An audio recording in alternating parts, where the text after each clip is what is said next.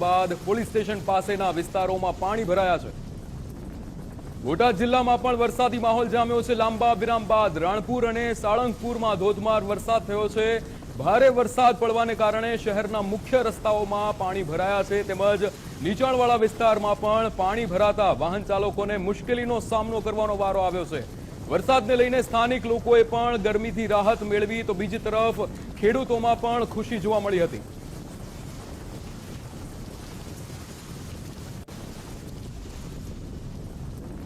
એ રીતે બોટાદ જિલ્લામાં વરસાદી માહોલ જામ્યો હતો।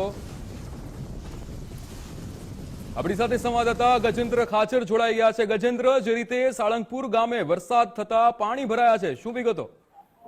જી ચોક્કસથી જો વાત કરવામાં આવે તો બોટાદ જિલ્લાના રાણપુર અને સાળંગપુર ગામે વરસાદી માહોલ જામ્યો છે। ત્યારે રાણપુર શહેરમાં ધોધમાર વરસાદ પડતા શહેરના મુખ્ય માર્ગો પર પાણી ભરાયા હતા। જ્યારે લાંબા સમયના વિરામ બાદ વરસાદનું આગમન થતા ખેડૂતોમાં આનંદ જોવા મળી રહ્યો છે। ત્યારે ખાસ કરીને વાત કરીએ તો સાળંગપુર ગામે પણ વરસાદી માહોલ જામ્યો હતો। તો લાંબા સમયના વિરામ બાદ મેઘરાજાની પધરામણી થતા ખેડૂતોમાં આનંદ જોવા મળી રહ્યો છે। જી બિલકુલ ગજેન્દ્ર, સમગ્ર માહિતી બદલ આપનો આભાર।